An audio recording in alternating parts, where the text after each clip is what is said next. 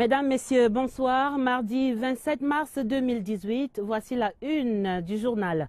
Processus de clarification des opérations pour les sénatoriales. La Commission nationale de recensement général des votes est installée.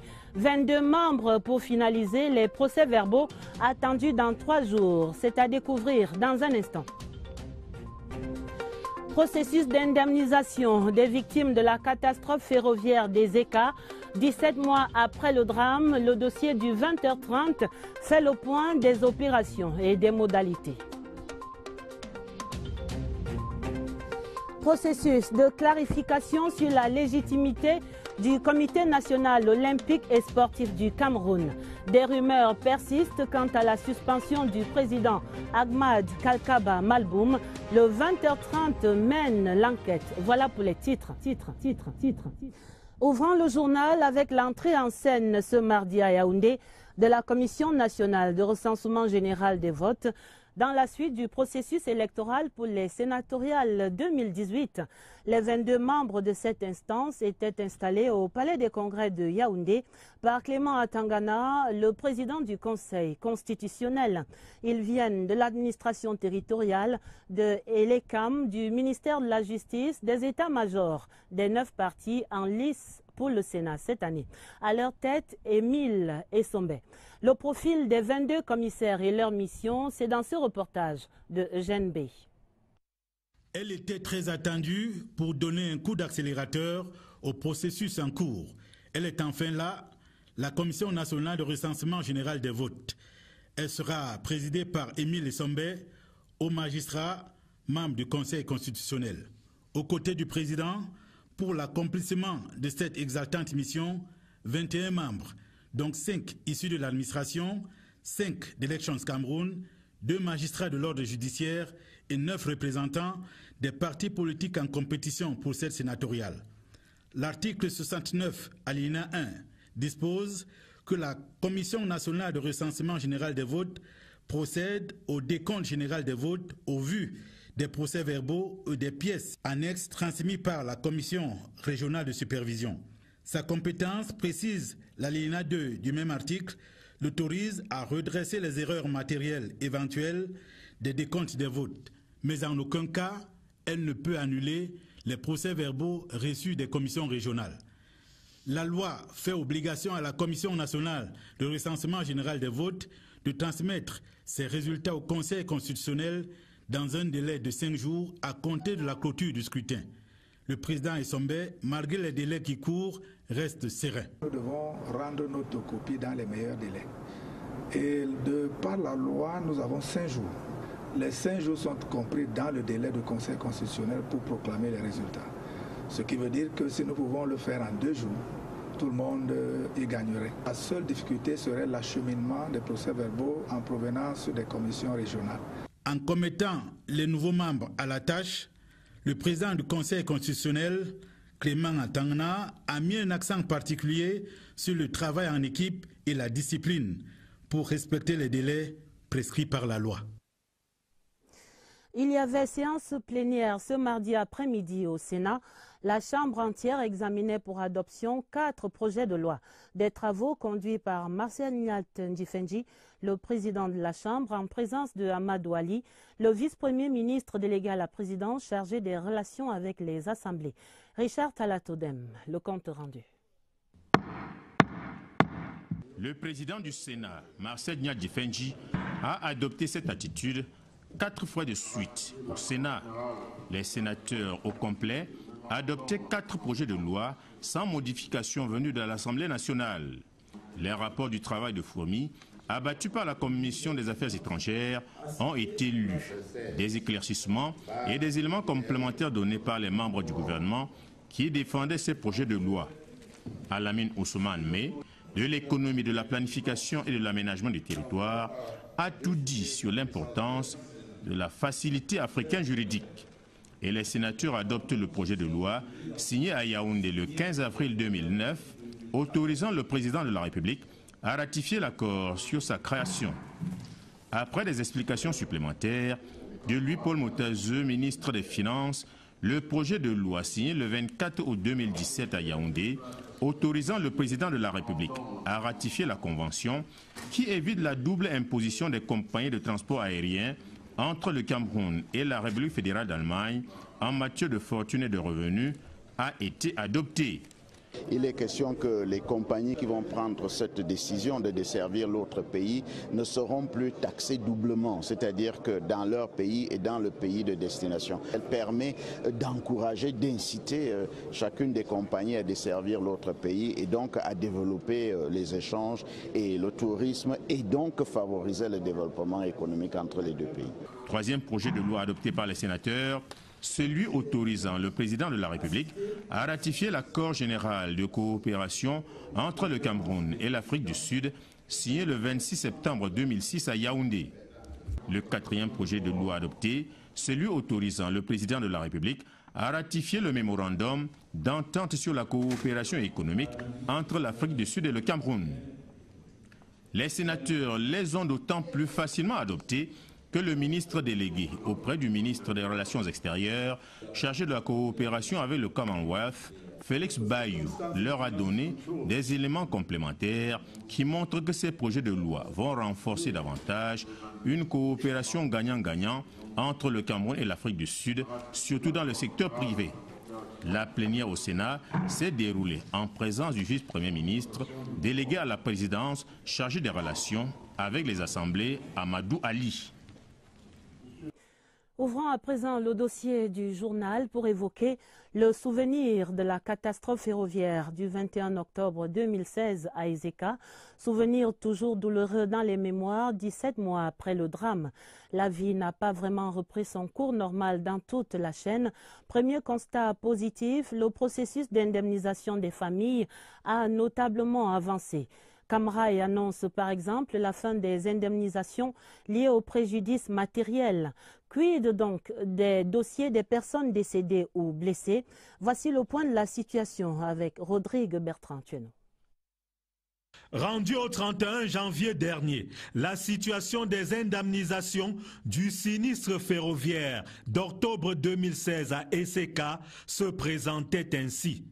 Pour les indemnisations provisoires, essentiellement relatives aux frais médicaux et aux préjudices sociaux, des 530 dossiers introduits, 523 ont été soldés. Pour les préjudices sociaux, 98 dossiers avaient été introduits et 96 ont reçu l'assistance exigée, tandis que 19 recevaient une avance pour indemnisation. Place à présent aux indemnisations définitives. Sur ce chapitre, 467 dossiers avaient été introduits pour homologation.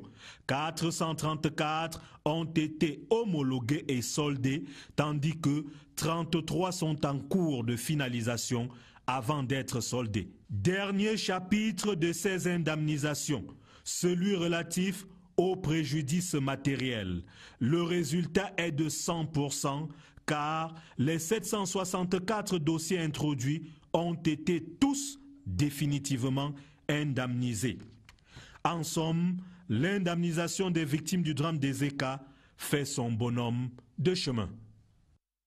Indemnisation, ce seul mot donne des insomnies aux victimes, tant les procédures semblent généralement longues et tortueuses. Lucrèce Modou Ndjemba tire ici le fil d'Ariane en 3 étapes pour aider les familles qui peinent encore à mener ces opérations d'indemnisation. Une fiche de renseignement dûment remplie, c'est à cet exercice que sont astreints toutes les victimes ou les ayants droit de la catastrophe ferroviaire d'Ezeka. La fiche, première étape vers l'indemnisation, renseigne sur la nature du sinistre. Cette étape franchie vient celle de l'évaluation du préjudice physique ou matériel subi. Le tout dans le cadre d'une commission créée par la compagnie ferroviaire pour les besoins de la cause. Nous avons mis en place une équipe d'indemnisation qui est encadrée par des avocats et des spécialistes en assurance. Nous sommes également assistés par des spécialistes sanitaires du ministère de la Santé. La commission s'est attelée au travail dès le lendemain de l'accident.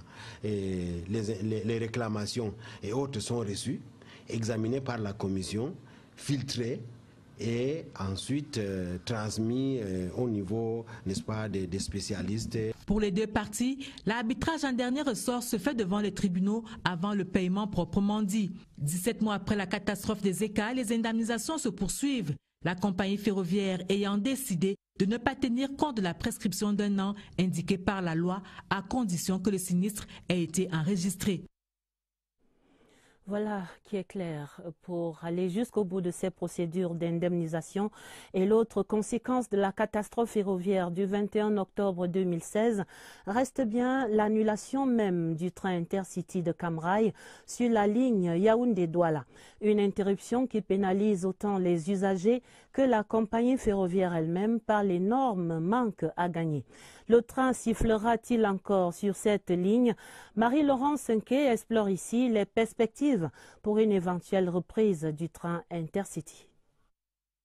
Depuis le drame des ECA, le train Intercity qui assurait la liaison entre Douala et Yaoundé a quitté le quai. Mais l'État du Cameroun, en collaboration avec la compagnie ferroviaire et d'autres partenaires, veulent le remettre sur les rails. Nous avons envisagé l'acquisition de 25 voitures voyageurs. Nous avons également envisagé l'acquisition de 5 modules des autorails que nous appelons généralement les automotrices. Et nous avons également envisagé l'acquisition de 9 locomotives. C'est des engagements que l'État a signés. On ne pourra pas dire que Intercity tel que les Camerounais l'ont connu avant l'accident des ECA va reprendre véritablement, parce que pour nous Intercity pourra reprendre lorsque nous aurons acquis les autorails. L'État tient tant à honorer ses engagements, mais l'on a encore du mal à passer à la phase exécutoire des projets arrêtés. Le Cameroun est engagé dans un plan d'ajustement structurel et l'intervention donc du FMI dans notre économie a un peu ralenti l'élan de ces engagements, parce que l'État du Cameroun, au regard des engagements avec les bailleurs, notamment le FMI, on a des engagements extérieurs qui sont plafonnés. Le trafic ferroviaire est perturbé du fait de l'absence du train Intercity auquel les passagers s'étaient déjà familiarisés. Un manque à gagner pour la compagnie Cam Rai. Le transport par Intercity a fait baisser de 25% les accidents sur la route de l'axe Yaoundé-Douala. Cette absence de matériel roulant qui assure le transport entre Yaoundé et Douala, Cam Rai est véritablement affectée. Cam Rai est déterminé à tout mettre en œuvre pour que le train fasse à nouveau la navette entre Yaoundé et Douala dans un confort sans égal. Et dans la suite du journal à présent, cette rétrospective, le couple présidentiel camerounais retrouvait la capitale hier lundi après une visite d'État de 3 jours fort réussie en République populaire de Chine. Pendant cette visite, la première dame camerounaise, Madame Chantal Biya, a eu des échanges fructueux avec la première dame de Chine, Madame Peng Liyuan. Les deux personnalités ont en commun leur passion pour l'humanitaire en tant qu'ambassadrice de bonne volonté de diverses institutions onusiennes. Retour sur la rencontre du Palais du Peuple à Beijing avec l'envoyé spécial la CRTV, Joseph Clément Ongba. Symbole du dynamisme chinois dont il est le fleuron, le Grand Palais du Peuple de Pékin est un monument historique qui accueille tous les invités de marque de la République populaire de Chine. Grand ami de la Chine, le président Paul Biya, accueilli solennellement par le président chinois Xi Jinping, y a droit aux honneurs dus à son prestigieux rang. Aux côtés du président Paul Biya, la première dame camerounaise, Mme Chantal Biya, développe depuis des années un partenariat fructueux avec la Chine. Dans ce palais du peuple, Mme Chantal Biya échange avec son homologue chinoise, Peng Liyuan. Ambassadrice spéciale de l'OMS pour la tuberculose et le sida, Peng Liyuan marque ainsi sa reconnaissance à Mme Chantal Biya, dont l'action en Afrique est déterminante dans le combat contre le VIH-Sida. Et ce grâce à la mise sur pied des synergies africaines, mesure ayant contribué aujourd'hui à la chute drastique du taux de séroprévalence de la terrible pandémie. Au Grand Palais du Peuple, qu'elle visite, Mme Chantal Biya fait une meilleure connaissance de ce lieu mythique. Sur l'un des tableaux, le leader charismatique Mao Tse-tung, véritable monument vivant en Chine.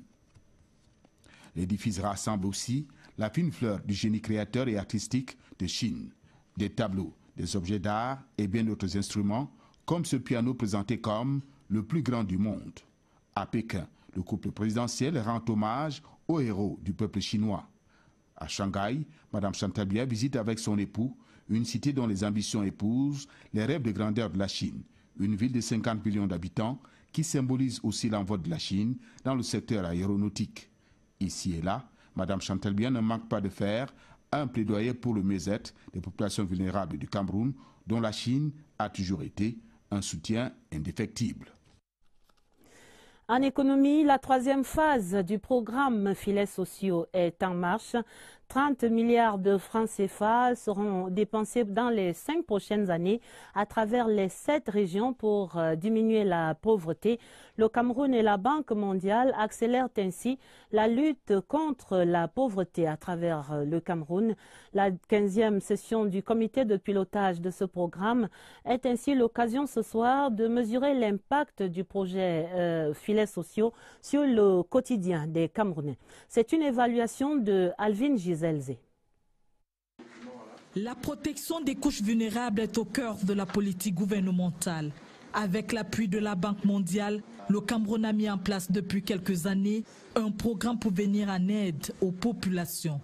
Au départ, ils étaient 2000 sélectionnés dans les régions de l'extrême nord et du nord-ouest. Le succès remporté lors des différentes phases du projet a conduit le gouvernement et le partenaire financier, à savoir la Banque mondiale, à l'étendre dans les autres régions.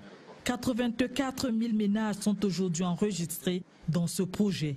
Nous venons de négocier auprès de la Banque mondiale des financements additionnels, justement du guichet réfugiés, IDA 18, pour pouvoir prendre en charge les réfugiés dans l'extrême nord, dans le nord, dans l'Adamawa et même dans l'est. Nous voulons monter à l'échelle de manière à ce qu'un plus grand nombre de communes puissent bénéficier de cet important projet du gouvernement. Les bénéficiaires perçoivent 20 000 francs CFA tous les 2 mois et 80 000 francs les 12e et 24e mois, soit une enveloppe globale de 360 000 francs CFA. Cet argent est remis à la maman et est prioritairement destiné à la santé, à l'éducation et à la nutrition de sa progéniture. 30 milliards de francs CFA disponibles pour atteindre cet objectif. Dans le nord-ouest, l'extrême nord, les villes de Douala et Yaoundé, où ce programme est bien implémenté, les bénéficiaires peuvent désormais se prendre en charge. Certains se sont lancés dans des activités génératrices de revenus. Le lancement de la phase 3 du projet est très attendu par les populations. À présent, la grande enquête du 20h30 pour une excursion dans le management du sport. Depuis quelque temps maintenant, la légitimité du Comité national olympique et sportif camerounais et celle de son président, Ahmad Kalkaba Malboum, semble remise en question par certains acteurs nationaux.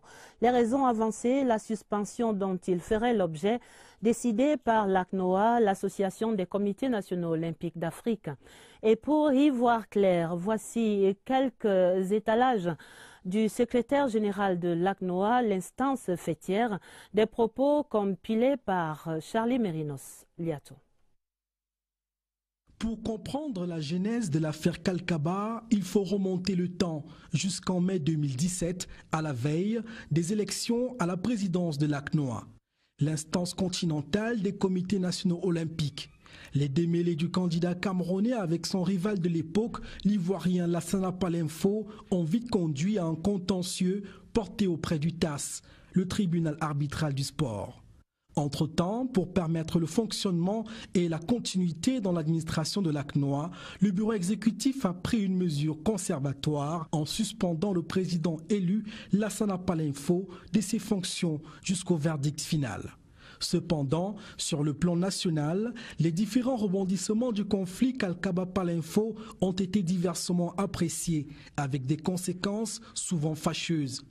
Pour certains, c'est la légitimité du président du CNO qui est désormais remise en cause, fort de cette situation pendante à l'ACNOA. Mais au détour d'une récente visite au Cameroun, le secrétaire général de l'institution a voulu clarifier ce qu'il en reste. To make it clear, Que ce soit clair, le président du comité olympique du Cameroun, c'est bien Hamad Kalkaba Malboum. C'est le CIO qui reconnaît et légitime les présidents des comités olympiques. Monsieur Hamad Kalkaba est de ce fait le président du comité olympique camerounais. Il n'y a aucune décision du CIO qui le démet de ses fonctions. Cependant, en ce qui concerne le litige électoral entre Kalkaba et Palinfo, l'avenir dépendra du verdict du TAS.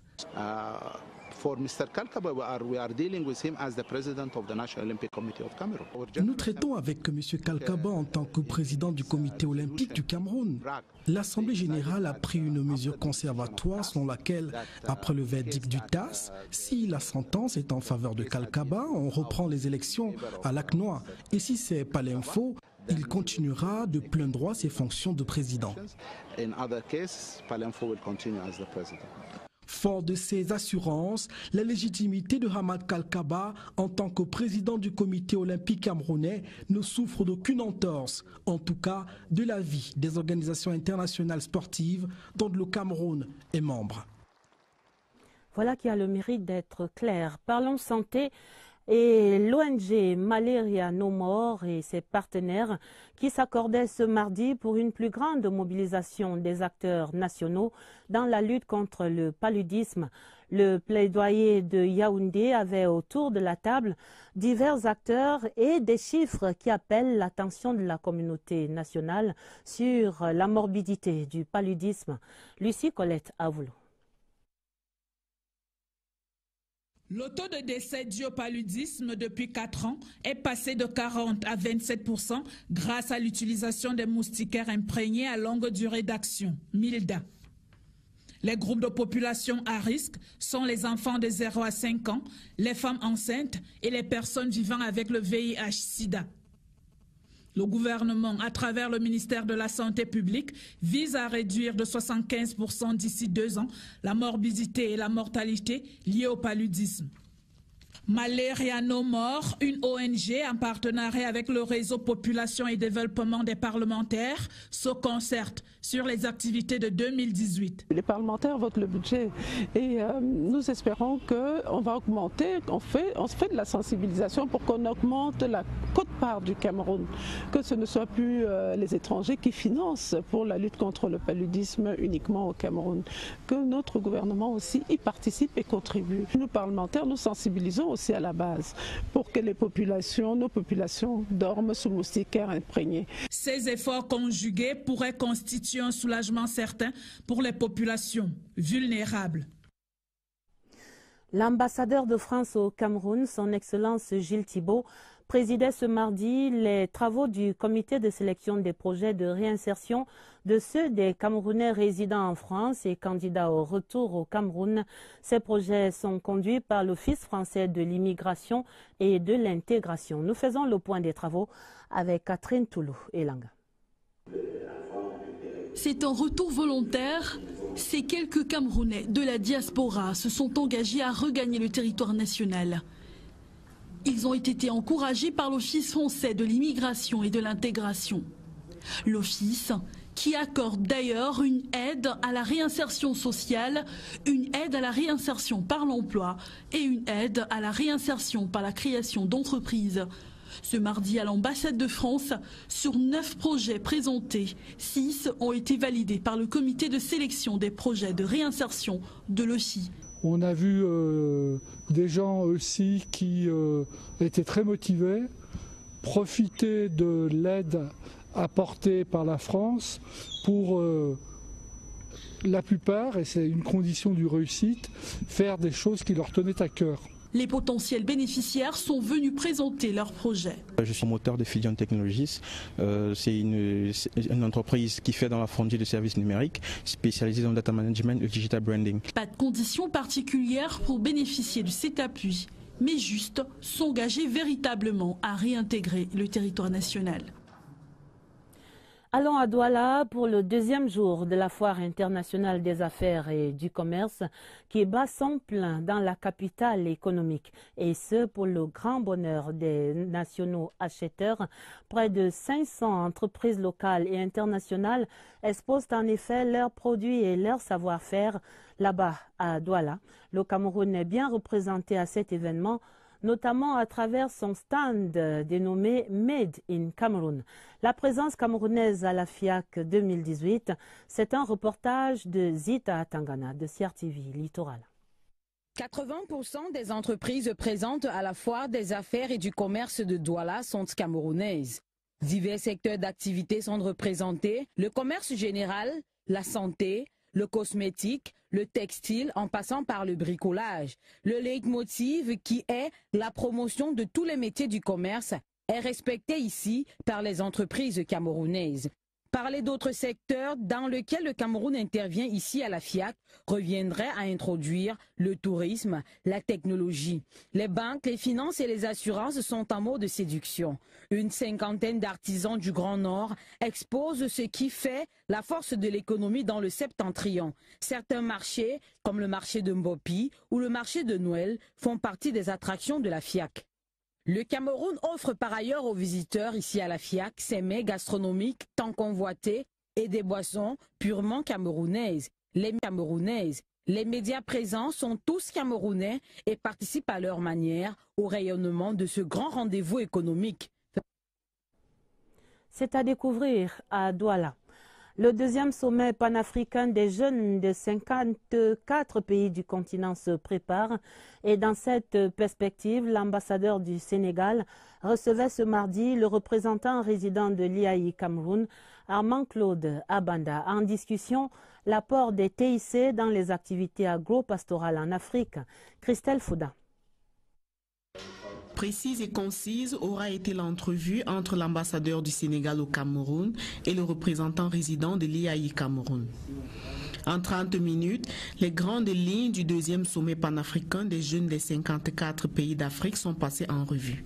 Le Centre d'excellence technologique Paul Biya, IAI Cameroun, a été invité au Sénégal par le sommet des G54 pour animer une conférence sur les projets sociaux patronnés par la Première Dame. Il y a beaucoup de projets qui sont camerounais et qui suscitent une attention particulière de la République du Sénégal. S'en est suivi une séance de travail au cours de laquelle l'implication de la jeunesse panafricaine dans l'implémentation des politiques de développement local s'est avérée manifeste. Ceci, notamment dans le domaine agro-pastoral. Depuis longtemps, le Sénégal n'a de cesse apporter son soutien à la République du Cameroun, matérialisation d'une coopération fructueuse. Pour ce qui concerne le Sénégal, ses ambassades et tout son gouvernement, nous ne manquerons aucun effort, nous ferons tout ce qui est dans notre pouvoir pour aider ces jeunes à implémenter ces résolutions et à les accompagner. Vincent Badi et son hôte ont promis se revoir bientôt pour davantage améliorer cette coopération. La femme était au cœur d'un festival à Yaoundé ce dernier samedi. La deuxième édition de Celebrating Women se tenait donc sous le thème du leadership féminin au service du développement socio-économique.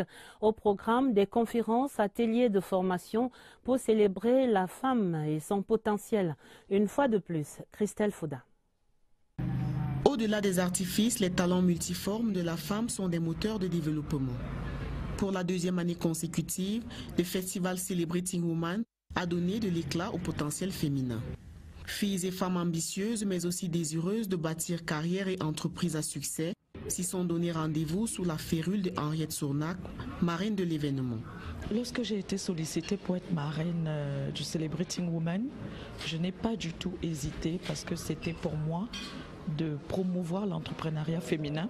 Du fait que les femmes ne soient pas en égalité avec les hommes, nous perdons beaucoup de parts de marché. Donc il faut que les femmes se réveillent, qu'elles se mettent dans l'économie véritable et que nous soyons boostés pour encourager les générations futures. Des conférences menées de main de maître par des grandes figures féminines nationales ont donné la part belle au réseautage, coaching et échange d'expériences. Celebrating Woman, c'était aussi une foire exposition, matérialisation des multiples savoir-faire de la femme. Nous sommes là pour promouvoir ce que la femme est capable de faire, de planifier, d'entreprendre, de structurer, de gérer, d'être un leader. C'est avec la conviction d'avoir grandement boosté le leadership féminin que cette deuxième édition du festival Celebrating Woman s'est refermée et rendez-vous a été pris pour l'année prochaine. Je vous invite à présent dans la région du Sud à la découverte des enfants pygmées Bagueli du campement d'Unkor Vamba. C'est à quelques kilomètres d'Akom 2 dans le département de l'Océan. Des enfants exposés là-bas à une précarité qui révèle un taux de mortalité très élevé chez ces peuples autochtones. Allons donc avec le guide Charles Abesoloba de CRTV Sud. Un regard innocent vers un avenir incertain. À 3 ans seulement, Françoise Medeux se bat entre la vie et la mort, terrassée par la maladie et la malnutrition. Mon enfant est tombé malade quand j'étais chez les Ngumba. Elle a eu une poussée de fièvre et je l'ai amenée à l'hôpital. On m'a dit qu'elle avait le palu et qu'elle était anémiée. Mais depuis que mon mari est mort, personne ne m'a aidé. Cette fillette est l'incarnation du mal-être de l'enfant pygmée Bagueli. Dans ce campement, sous-alimentation et insalubrité font des ravages. Dépourvus de moyens financiers, les parents sont obligés de voir leurs enfants mourir à petit feu, incapables de les conduire à l'hôpital, situé à une dizaine de kilomètres d'ici, sur cette piste délabrée. Quand tu n'as pas d'argent, impossible d'amener l'enfant à l'hôpital. On se débrouille autant qu'on peut à notre niveau. S'il y avait un hôpital ici, ce ne serait jamais pareil. Si Françoise recouvre la santé, pourra-t-elle aller à l'école? Pas sûr, car la plupart de ses cousins et cousines ici au village n'ont jamais vu à quoi ressemble une salle de classe. Et pourtant, ce n'est pas la volonté qui manque. Il n'y a pas de salle de classe. Actuellement, il y a d'autres familles qui partent supplier les familles bantoues au village que s'ils peuvent prendre leurs enfants pour pouvoir les envoyer à l'école. Fumer et boire sont un exutoire au désespoir qui les anime. Consommer de l'alcool et du tabac est devenu une tradition qui se transmet de père en fils et de mère en fille. Allons parler des plus grands qui ont certainement plus de chance, ceux des étudiants de l'université de Yaoundé 2, l'université qui travaille pour eux à l'acquisition des aptitudes pédagogiques innovantes. L'institution tient ainsi 2 sessions de formation sur le sujet depuis hier lundi avec l'accompagnement de l'Association des universités africaines. Voici le lancement de ces ateliers avec Catherine Toulou-Elanga. Une nouvelle approche pédagogique pour améliorer la qualité des enseignements dans les universités sous-régionales. Aptitude, assurance, qualité pédagogique innovante. Des notions que les enseignants et le personnel administratif des 5 pays participants doivent intégrer pendant 5 jours au cours des 2 ateliers conjointement organisés par l'Association des universités africaines en collaboration avec l'université de Yaoundé 2. Le recteur de l'université de Yaoundé 2, le professeur Adolphe Minkwaché, plante le décor au cours de l'ouverture officielle à l'université de Yaoundé 1. Les universités aujourd'hui doivent avoir comme préoccupation centrale de former les étudiants, de former les chercheurs pour que ceux-ci soient véritablement opérationnels en vue de permettre à nos pays d'atteindre leurs objectifs sur le plan économique et social. Cet atelier s'adapte donc à la réalité de la qualité de l'enseignement supérieur au XXIe siècle. C'est également une plateforme de discussion des normes et directives continentales ainsi que du mécanisme africain d'évaluation de la qualité. Dans la foulée, l'université de Yaoundé 2 à Soa qui tient son conseil d'administration, ce sera demain, mercredi. En international, reparlons de la 49e session de l'Assemblée parlementaire des ACP qui vient de s'achever à Bruxelles, en Belgique. Allons à la découverte de cette institution particulière qui rassemble 79 parlements. C'est avec notre envoyé spécial à Bruxelles, Séverin Alégambélé. Située au 451 avenue Georges-Henri à Bruxelles, l'Assemblée parlementaire des ACP est une institution atypique tant son rayonnement va au-delà des 79 pays membres. Elle sert d'abord à renforcer la mise en œuvre de l'accord de Cotonou en relevant la dimension parlementaire qui doit accompagner les travaux des conseils des ministres.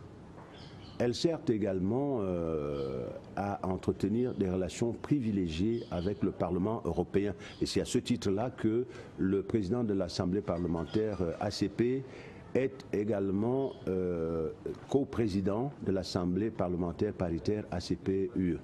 Annuellement, il est prévu 4 sessions avec un ordre du jour connu d'avance et communiqué par le secrétariat général. Globalement, ces honorables députés représentent le peuple de nos pays. Il y a des décisions qui sont prises ici, puis par après qu'on essaye d'inclure dans nos lois au niveau national. Il y a des questions qui sont prévues au programme, on discute sur ces questions. C'est souvent les mêmes questions qui reviennent. La prise en charge des parlementaires est une donnée essentielle. Avant qu'on arrive au mois de mai, il y a une invitation avec l'ordre du jour qui est lancé à nos différents pays. À ce moment-là, on reçoit un feedback de chaque pays qui envoie la liste de sa délégation qui est supposée prendre part à la session. Le secrétariat prend en charge le chef de délégation, mais pas le reste des membres de la délégation. L'interaction avec le Parlement européen est l'une des particularités de cette institution qui a la capacité de rassembler dans un même cadre les députés des ACP et les députés européens sur les questions d'intérêt commun. Et l'une de ces questions clés en ce moment, c'est la redéfinition du modèle de coopération entre les ACP et l'Europe après 2020, à l'expiration de l'accord de Cotonou. En page des sports, cette audience accordée ce mardi par le ministre des Sports et de l'Éducation physique à son Excellence Pietro Lazzeri, l'ambassadeur de Suisse au Cameroun. Il était porteur d'une proposition d'appui de son pays pour l'organisation au Cameroun de la CAN 2019. Il a dit ce mardi au ministre Bidon Pat. Et je vous propose de l'entendre dans cet extrait sélectionné par Évariste Eyenga. À plusieurs sujets, tout d'abord la coopération bilatérale, notamment en vue de la CAN. Et dans ce contexte, j'ai annoncé au ministre une initiative de la Suisse. L'équipe de Suisse de football s'est qualifiée pour les championnats du monde de Russie. Et nous avons la chance d'avoir dans notre équipe 2 joueurs de foot d'origine camerounaise qui jouent dans l'équipe de Suisse. Un est très connu, M. Mbolo, le numéro 7. Et donc la Suisse va organiser ce qu'on appelle en anglais un public viewing. Nous allons partager les matchs de foot de notre équipe nationale avec nos amis camerounais et nos amis suisses. Donc j'ai sollicité aussi la coopération du ministère et la présence du ministre. Et en plus, je crois, dans le cadre de la CAN, les entreprises suisses présentes au Cameroun peuvent aussi donner leur contribution dans plusieurs secteurs, l'énergie, la logistique. Et voilà qui met un terme à cette édition du 20h30. Pour l'essentiel à retenir, c'est ce processus de clarification des opérations pour les sénatoriales qui est enclenché. La Commission nationale de recensement général des votes était installée ce mardi.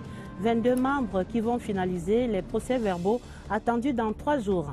Le processus d'indemnisation des victimes de la catastrophe ferroviaire des ECA, 17 mois après le drame, un premier dossier, une première vague des dossiers est maintenant bouclée. Ce sont les indemnisations matérielles. Et puis, processus de clarification sur la légitimité du Comité national olympique et sportif du Cameroun. Les rumeurs persistaient quant à la suspension du président Ahmad Kakaba Malboum. Il n'en est rien. Le colonel reste à la tête du comité.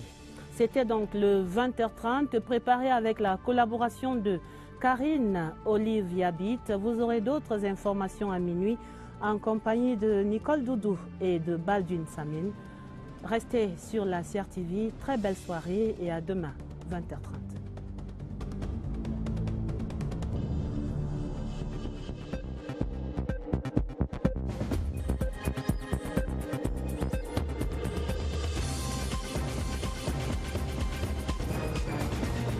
Filtré et ensuite transmis au niveau, n'est-ce pas, des spécialistes. Pour les 2 parties, l'arbitrage en dernier ressort se fait devant les tribunaux avant le paiement proprement dit. 17 mois après la catastrophe des ECA, les indemnisations se poursuivent. La compagnie ferroviaire ayant décidé de ne pas tenir compte de la prescription d'1 an indiquée par la loi à condition que le sinistre ait été enregistré. Voilà qui est clair. Pour aller jusqu'au bout de ces procédures d'indemnisation et l'autre conséquence de la catastrophe ferroviaire du 21 octobre 2016 reste bien l'annulation même du train Intercity de Cam Rai sur la ligne Yaoundé-Douala. Une interruption qui pénalise autant les usagers que la compagnie ferroviaire elle-même par l'énorme manque à gagner. Le train sifflera-t-il encore sur cette ligne? Marie-Laurence Cinquet explore ici les perspectives pour une éventuelle reprise du train Intercity. Depuis le drame des ECA, le train Intercity qui assurait la liaison entre Douala et Yaoundé a quitté le quai. Mais l'État du Cameroun, en collaboration avec la compagnie ferroviaire et d'autres partenaires, veut le remettre sur les rails. Nous avons envisagé l'acquisition de 25 voitures voyageurs. Nous avons également envisagé l'acquisition de 5 modules des autorails que nous appelons généralement les automotrices. Et nous avons également envisagé l'acquisition de 9 locomotives. C'est des engagements que l'État a signés. On ne pourra pas dire que Intercity tel que les Camerounais l'ont connu avant l'accident des Ezeka va reprendre véritablement, parce que pour nous Intercity pourra reprendre lorsque nous aurons acquis les autorails. L'État tient tant à honorer ses engagements, mais l'on a encore du mal à passer à la phase exécutoire des projets arrêtés. Le Cameroun est engagé dans un plan d'ajustement structurel et l'intervention donc du FMI dans notre économie a un peu ralenti l'élan de ces engagements, parce que l'État du Cameroun, au regard des engagements avec les bailleurs, notamment le FMI, on a des engagements extérieurs qui sont plafonnés. Le trafic ferroviaire est perturbé du fait de l'absence du train Intercity auquel les passagers s'étaient déjà familiarisés. Un manque à gagner pour la compagnie Cam Rai. Le transport par Intercity a fait baisser de 25% les accidents sur la route de l'axe Yaoundé-Douala. Cette absence de matériel roulant qui assure le transport entre Yaoundé et Douala, Cam Rai est véritablement affecté. Cam Rai est déterminé à tout mettre en œuvre pour que le train fasse à nouveau la navette entre Yaoundé et Douala dans un confort sans égal. Et dans la suite du journal à prison, cette rétrospective, le couple présidentiel camerounais retrouvait la capitale hier lundi après une visite d'État de 3 jours fort réussie en République populaire de Chine. Pendant cette visite, la première dame camerounaise, Madame Chantal Biya, a eu des échanges fructueux avec la première dame de Chine, Madame Peng Liyuan. Les deux personnalités ont en commun leur passion pour l'humanitaire en tant qu'ambassadrice de bonne volonté de diverses institutions onusiennes. Retour sur la rencontre du Palais du Peuple à Beijing avec l'envoyé spécial La CRTV, Joseph Clément Ongba. Symbole du dynamisme chinois dont il est le fleuron, le Grand Palais du Peuple de Pékin est un monument historique qui accueille tous les invités de marque de la République populaire de Chine. Grand ami de la Chine, le président Paul Biya, accueilli solennellement par le président chinois Xi Jinping, y a droit aux honneurs dus à son prestigieux rang. Aux côtés du président Paul Biya, la première dame camerounaise, Mme Chantal Biya, développe depuis des années un partenariat fructueux avec la Chine. Dans ce palais du peuple, Mme Chantal Biya échange avec son homologue chinoise, Peng Liyuan. Ambassadrice spéciale de l'OMS pour la tuberculose et le sida, Peng Liyuan marque ainsi sa reconnaissance à Mme Chantal Biya, dont l'action en Afrique est déterminante dans le combat contre le VIH-Sida. Et ce grâce à la mise sur pied des synergies africaines, mesure ayant contribué aujourd'hui à la chute drastique du taux de séroprévalence de la terrible pandémie. Au Grand Palais du Peuple qu'elle visite, Mme Chantal Biya fait une meilleure connaissance de ce lieu mythique. Sur l'un des tableaux, le leader charismatique Mao Tse-tung, véritable monument vivant en Chine. L'édifice rassemble aussi la fine fleur du génie créateur et artistique de Chine. Des tableaux, des objets d'art et bien d'autres instruments, comme ce piano présenté comme le plus grand du monde. À Pékin, le couple présidentiel rend hommage aux héros du peuple chinois. À Shanghai, Mme Chantal Biya visite avec son époux une cité dont les ambitions épousent les rêves de grandeur de la Chine, une ville de 50 millions d'habitants qui symbolise aussi l'envoi de la Chine dans le secteur aéronautique. Ici et là, Mme Chantal Biya ne manque pas de faire un plaidoyer pour le mieux-être des populations vulnérables du Cameroun, dont la Chine a toujours été un soutien indéfectible. En économie, la troisième phase du programme Filets sociaux est en marche. 30 milliards de francs CFA seront dépensés dans les 5 prochaines années à travers les 7 régions pour diminuer la pauvreté. Le Cameroun et la Banque mondiale accélèrent ainsi la lutte contre la pauvreté à travers le Cameroun. La 15e session du comité de pilotage de ce programme est ainsi l'occasion ce soir de mesurer l'impact du projet Filets sociaux sur le quotidien des Camerounais. C'est une évaluation de Alvin Giselze. La protection des couches vulnérables est au cœur de la politique gouvernementale. Avec l'appui de la Banque mondiale, le Cameroun a mis en place depuis quelques années un programme pour venir en aide aux populations. Au départ, ils étaient 2000 sélectionnés dans les régions de l'extrême nord et du nord-ouest. Le succès remporté lors des différentes phases du projet a conduit le gouvernement et le partenaire financier, à savoir la Banque mondiale, à l'étendre dans les autres régions. 84 000 ménages sont aujourd'hui enregistrés dans ce projet. Nous venons de négocier auprès de la Banque mondiale des financements additionnels, justement du guichet réfugiés, IDA 18, pour pouvoir prendre en charge les réfugiés dans l'extrême nord, dans le nord, dans l'Adamawa et même dans l'est. Nous voulons monter à l'échelle de manière à ce qu'un plus grand nombre de communes puissent bénéficier de cet important projet du gouvernement. Les bénéficiaires perçoivent 20 000 francs CFA tous les 2 mois et 80 000 francs les 12e et 24e mois, soit une enveloppe globale de 360 000 francs CFA. Cet argent est remis à la maman et est prioritairement destiné à la santé, à l'éducation et à la nutrition de sa progéniture. 30 milliards de francs CFA disponibles pour atteindre cet objectif. Dans le nord-ouest, l'extrême nord, les villes de Douala et Yaoundé, où ce programme est bien implémenté, les bénéficiaires peuvent désormais se prendre en charge. Certains se sont lancés dans des activités génératrices de revenus. Le lancement de la phase 3 du projet est très attendu par les populations. À présent, la grande enquête du 20h30 pour une excursion dans le management du sport. Depuis quelque temps maintenant, la légitimité du Comité national olympique et sportif camerounais et celle de son président, Ahmad Kalkaba Malboum, semble remise en question par certains acteurs nationaux. Les raisons avancées, la suspension dont il ferait l'objet, décidée par l'ACNOA, l'Association des comités nationaux olympiques d'Afrique. Et pour y voir clair, voici quelques étalages du secrétaire général de l'ACNOA, l'instance fêtière, des propos compilés par Charlie Mérinos Liato. Pour comprendre la genèse de l'affaire Kalkaba, il faut remonter le temps jusqu'en mai 2017, à la veille des élections à la présidence de l'ACNOA, l'instance continentale des comités nationaux olympiques. Les démêlés du candidat camerounais avec son rival de l'époque, l'ivoirien Lassana Palenfo, ont vite conduit à un contentieux porté auprès du TAS, le tribunal arbitral du sport. Entre-temps, pour permettre le fonctionnement et la continuité dans l'administration de l'ACNOA, le bureau exécutif a pris une mesure conservatoire en suspendant le président élu Lassana Palenfo de ses fonctions jusqu'au verdict final. Cependant, sur le plan national, les différents rebondissements du conflit Kalkaba-Palenfo ont été diversement appréciés, avec des conséquences souvent fâcheuses. Pour certains, c'est la légitimité du président du CNO qui est désormais remise en cause, fort de cette situation pendante à l'ACNOA.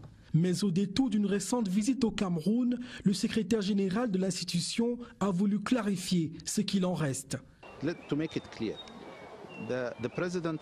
Que ce soit clair, le président du comité olympique du Cameroun, c'est bien Ahmad Kalkaba Malboum. C'est le CIO qui reconnaît et légitime les présidents des comités olympiques. Monsieur Ahmad Kalkaba est de ce fait le président du comité olympique camerounais. Il n'y a aucune décision du CIO qui le démet de ses fonctions.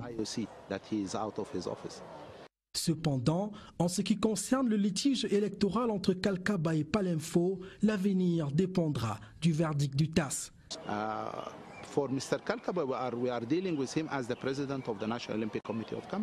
Nous traitons avec M. Kalkaba en tant que président du comité olympique du Cameroun.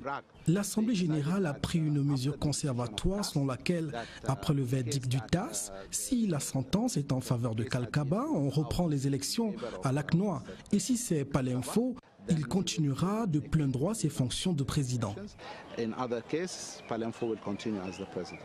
Fort de ces assurances, la légitimité de Hamad Kalkaba en tant que président du comité olympique camerounais ne souffre d'aucune entorse, en tout cas de l'avis des organisations internationales sportives dont le Cameroun est membre. Voilà qui a le mérite d'être clair. Parlons santé. Et l'ONG Malaria No More et ses partenaires qui s'accordaient ce mardi pour une plus grande mobilisation des acteurs nationaux dans la lutte contre le paludisme.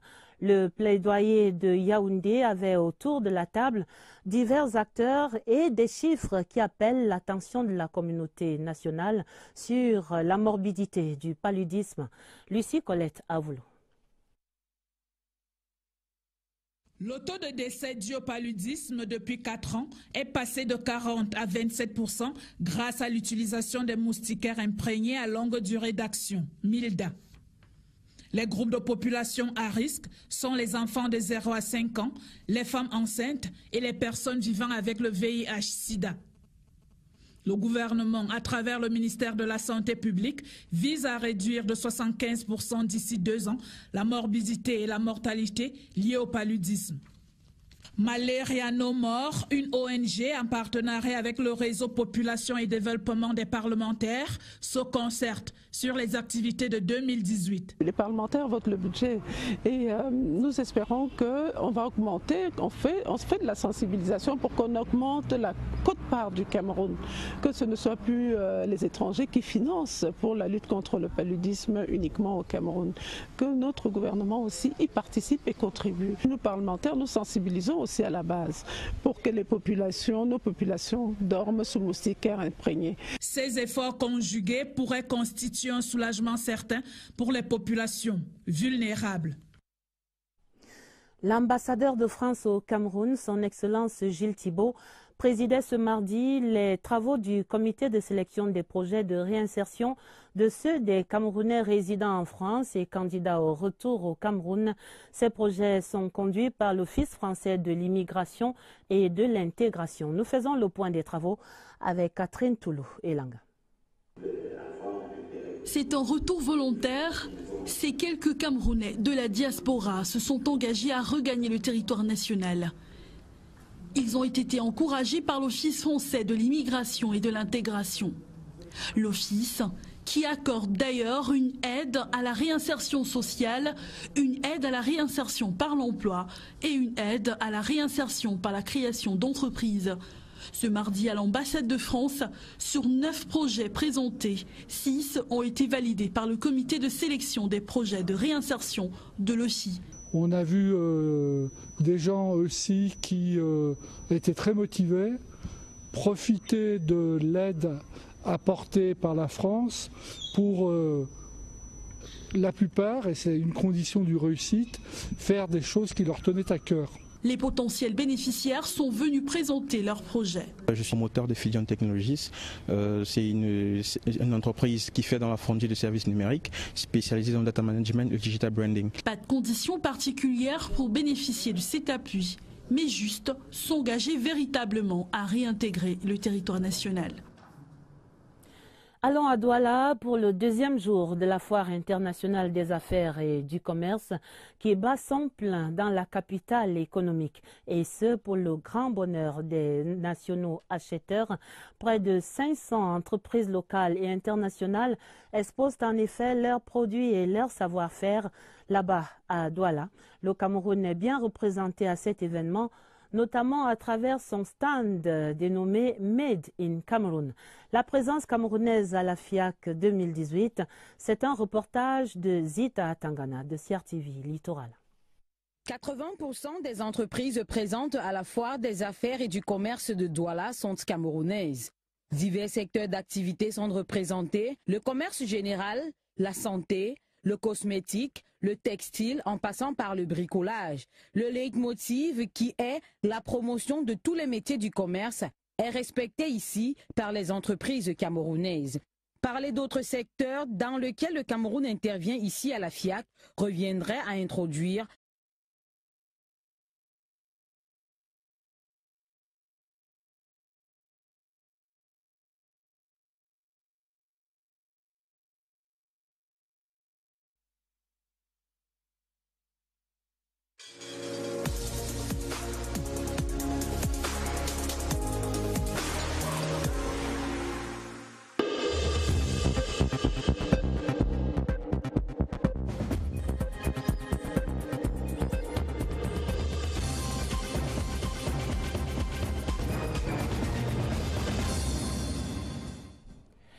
Mesdames, Messieurs, bonsoir. Mardi 27 mars 2018, voici la une du journal. Processus de clarification des opérations pour les sénatoriales. La Commission nationale de recensement général des votes est installée. 22 membres pour finaliser les procès-verbaux attendus dans 3 jours. C'est à découvrir dans un instant. Processus d'indemnisation des victimes de la catastrophe ferroviaire des ECA. 17 mois après le drame, le dossier du 20h30 fait le point des opérations et des modalités. Processus de clarification sur la légitimité du Comité national olympique et sportif du Cameroun. Des rumeurs persistent quant à la suspension du président Ahmad Kalkaba Malboum. Le 20h30 mène l'enquête. Voilà pour les titres. Ouvrant le journal avec l'entrée en scène ce mardi à Yaoundé de la Commission nationale de recensement général des votes dans la suite du processus électoral pour les sénatoriales 2018. Les 22 membres de cette instance étaient installés au Palais des Congrès de Yaoundé par Clément Atangana, le président du Conseil constitutionnel. Ils viennent de l'administration territoriale, de l'ECAM, du ministère de la Justice, des états-majors des 9 partis en lice pour le Sénat cette année. À leur tête, Émile Essombe. Le profil des 22 commissaires et leur mission, c'est dans ce reportage de Eugène Bey. Elle était très attendue pour donner un coup d'accélérateur au processus en cours. Elle est enfin là, la Commission nationale de recensement général des votes. Elle sera présidée par Émile Essombe, haut magistrat, membre du Conseil constitutionnel. Aux côtés du président, pour l'accomplissement de cette exaltante mission, 21 membres, donc 5 issus de l'administration, 5 d'Elections Cameroun, 2 magistrats de l'ordre judiciaire et 9 représentants des partis politiques en compétition pour cette sénatoriale. L'article 69, alinéa 1, dispose que la Commission nationale de recensement général des votes procède au décompte général des votes au vu des procès-verbaux ou des pièces annexes transmises par la Commission régionale de supervision. Sa compétence, précise l'alinéa 2 du même article, l'autorise à redresser les erreurs matérielles éventuelles des décomptes des votes, mais en aucun cas, elle ne peut annuler les procès-verbaux reçus des commissions régionales. La loi fait obligation à la Commission nationale de recensement général des votes de transmettre ses résultats au Conseil constitutionnel dans un délai de 5 jours à compter de la clôture du scrutin. Le président Essombe, malgré les délais qui courent, reste serein. Nous devons rendre notre copie dans les meilleurs délais. Et de par la loi, nous avons 5 jours. Les 5 jours sont compris dans le délai du Conseil constitutionnel pour proclamer les résultats. Ce qui veut dire que si nous pouvons le faire en 2 jours, tout le monde y gagnerait. La seule difficulté serait l'acheminement des procès-verbaux en provenance des commissions régionales. En commettant les nouveaux membres à la tâche, le président du Conseil constitutionnel, Clément Atangana, a mis un accent particulier sur le travail en équipe et la discipline pour respecter les délais prescrits par la loi. Il y avait séance plénière ce mardi après-midi au Sénat. La Chambre entière examinait pour adoption 4 projets de loi. Des travaux conduits par Marcel Ndifenji, le président de la Chambre, en présence de Amadou Ali, le vice-premier ministre délégué à la présidence chargé des relations avec les assemblées. Richard Talatodem, le compte rendu. Le président du Sénat, Marcel Nyadji-Fenji, a adopté cette attitude 4 fois de suite au Sénat. Les sénateurs au complet adoptaient 4 projets de loi sans modification venus de l'Assemblée nationale. Les rapports du travail de fourmi, abattus par la Commission des affaires étrangères, ont été lus. Des éclaircissements et des éléments complémentaires donnés par les membres du gouvernement qui défendaient ces projets de loi. Alamine Ousmane May, de l'économie, de la planification et de l'aménagement du territoire, a tout dit sur l'importance de la facilité africaine juridique.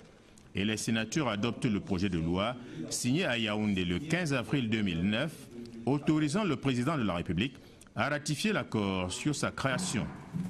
Après des explications supplémentaires de Louis-Paul Motazeux, ministre des Finances, le projet de loi signé le 24 août 2017 à Yaoundé, autorisant le président de la République à ratifier la convention qui évite la double imposition des compagnies de transport aérien entre le Cameroun et la République fédérale d'Allemagne en matière de fortune et de revenus, a été adopté. Il est question que les compagnies qui vont prendre cette décision de desservir l'autre pays ne seront plus taxées doublement, c'est-à-dire que dans leur pays et dans le pays de destination. Elle permet d'encourager, d'inciter chacune des compagnies à desservir l'autre pays et donc à développer les échanges et le tourisme et donc favoriser le développement économique entre les deux pays. Troisième projet de loi adopté par les sénateurs, celui autorisant le président de la République à ratifier l'accord général de coopération entre le Cameroun et l'Afrique du Sud, signé le 26 septembre 2006 à Yaoundé. Le quatrième projet de loi adopté, celui autorisant le président de la République à ratifier le mémorandum d'entente sur la coopération économique entre l'Afrique du Sud et le Cameroun. Les sénateurs les ont d'autant plus facilement adoptés que le ministre délégué auprès du ministre des Relations extérieures, chargé de la coopération avec le Commonwealth, Félix Bayou, leur a donné des éléments complémentaires qui montrent que ces projets de loi vont renforcer davantage une coopération gagnant-gagnant entre le Cameroun et l'Afrique du Sud, surtout dans le secteur privé. La plénière au Sénat s'est déroulée en présence du vice-premier ministre, délégué à la présidence, chargé des relations avec les assemblées, Amadou Ali. Ouvrons à présent le dossier du journal pour évoquer le souvenir de la catastrophe ferroviaire du 21 octobre 2016 à Ezeka. Souvenir toujours douloureux dans les mémoires 17 mois après le drame. La vie n'a pas vraiment repris son cours normal dans toute la chaîne. Premier constat positif, le processus d'indemnisation des familles a notablement avancé.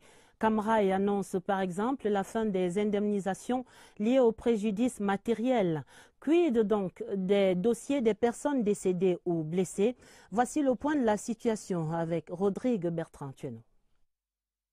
Rendu au 31 janvier dernier, la situation des indemnisations du sinistre ferroviaire d'octobre 2016 à Ezeka se présentait ainsi. Pour les indemnisations provisoires, essentiellement relatives aux frais médicaux et aux préjudices sociaux, des 530 dossiers introduits, 523 ont été soldés. Pour les préjudices sociaux, 98 dossiers avaient été introduits et 96 ont reçu l'assistance exigée, tandis que 19 recevaient une avance pour indemnisation. Place à présent aux indemnisations définitives. Sur ce chapitre, 467 dossiers avaient été introduits pour homologation. 434 ont été homologués et soldés, tandis que 33 sont en cours de finalisation avant d'être soldés. Dernier chapitre de ces indemnisations, celui relatif aux préjudices matériels. Le résultat est de 100%, car les 764 dossiers introduits ont été tous définitivement indemnisés. En somme, l'indemnisation des victimes du drame d'Ezeka fait son bonhomme de chemin. Indemnisation, ce seul mot donne des insomnies aux victimes, tant les procédures semblent généralement longues et tortueuses.